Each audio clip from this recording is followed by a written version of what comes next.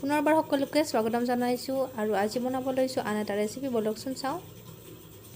এই ৰেচিপিটোৰ বাবে প্ৰথমে লৈছোঁ সৰিয়হ আৰু নহৰু ভিজাই ৰাখিছোঁ, আৰু এইখিনি হৈছে মাছ। মই এইখিনি প্ৰথমে ফ্ৰাই কৰি লওঁ। আপোনালোকে ভিডিঅ'টো চাই থাকক শেষলৈ।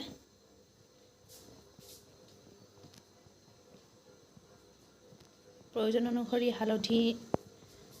হালধি নিমখ এইখিনি দি দিম, আৰু প্ৰথমে মাছখিনি এনেধৰণে ভাজি লওঁ আহক।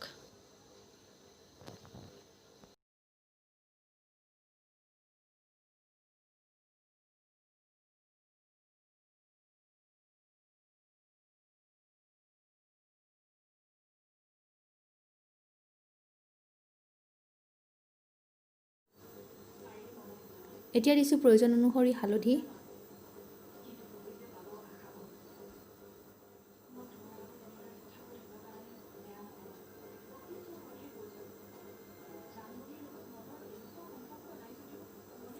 আৰু এতিয়া মই ভালদৰে এইখিনি দি দিছোঁ। আৰু এইখিনি হৈছে পেষ্ট,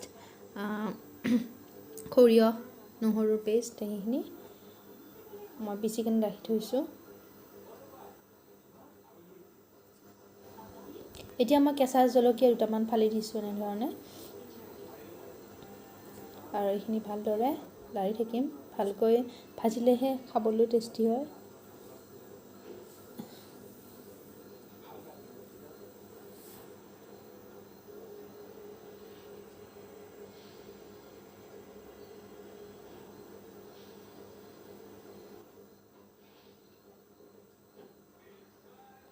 আপোনালোকে এনেধৰণে খাই পায়নে নাই ক'বচোন কমেণ্টত। আমি এনেধৰণে খাওঁ আৰু খাবলৈ খুব ভাল লাগে। আচলতে বেলেগ বেলেগ ধৰণে যদি ৰেচিপিসমূহ বনাওঁ, বেলেগ বেলেগ ধৰণে যদি খাওঁ, খাবলৈ খুব ভাল লাগে আৰু আমনিও নালাগে খাই। আপোনালোকেও ট্ৰাই কৰিব পাৰে যদি নাখায়।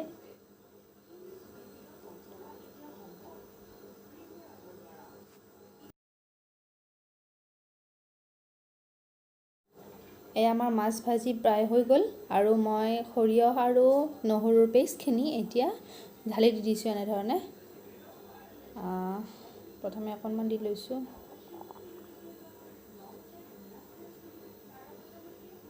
আপোনালোকে পানী যিমান লয়, জুলীয়া কৰিব যদি বিচাৰে কৰিব পাৰে। মই এনেধৰণে এইখিনি মানে কৰিছোঁ, কাৰণ বেছি জুলীয়া কৰিলেও ভাল নালাগে।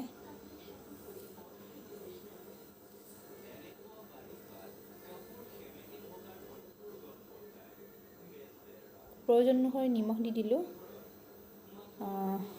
হালধি আকৌ দিছোঁ অকণমান। মাছ ফ্ৰাই কৰোঁতে দিছিলোঁ অকণমান, আৰু এতিয়া কালাৰটোৰ বাবে দি দিলোঁ। আৰু এইখিনি এতিয়া ভালদৰে উতলিবলৈ দিম, আৰু তাৰ পাছত আমাৰ মাছৰ চৰচৰি ৰেডি হৈ যাব।